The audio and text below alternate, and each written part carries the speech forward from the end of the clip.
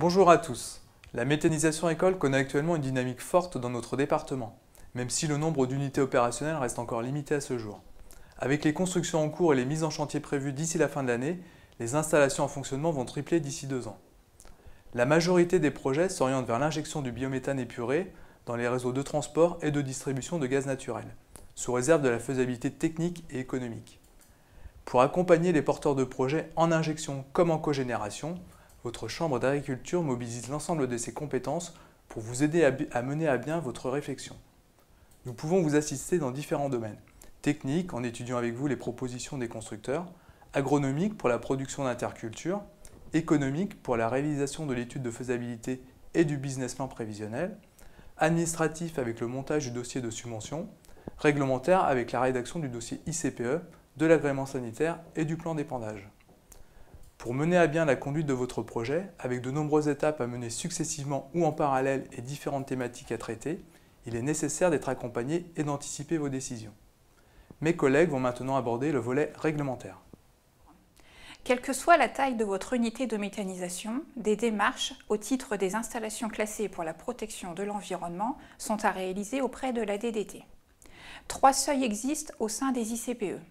La première catégorie est la déclaration pour les unités traitant moins de 30 tonnes par jour de matière brute, puis l'enregistrement entre 30 et 100 tonnes par jour, enfin l'autorisation au-delà de 100 tonnes par jour. Le type de matière traitée fait également varier le classement de l'unité. Ce type de démarche administrative est à réaliser en amont ou parallèlement à votre demande de permis de construire. Un autre aspect concerne l'agrément sanitaire. En effet, certaines unités peuvent être concernées par la réalisation d'une demande d'agrément sanitaire. Il s'agit des unités traitant des sous-produits animaux. Cela concerne des produits d'origine animale, par exemple en provenance des industries agroalimentaires ou de la restauration collective. L'intégration dans votre unité de fumier ou lisier implique, par conséquent, la réalisation d'un agrément sanitaire.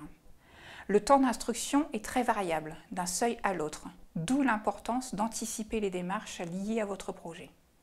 Didier Gachet va terminer cette vidéo en vous exposant l'étude préalable à l'épandage. Lorsque le digestat répond à un cahier des charges validé ou qu'il est normé, une étude d'épandage n'est pas nécessaire. Dans les autres cas, une étude d'épandage doit être réalisée.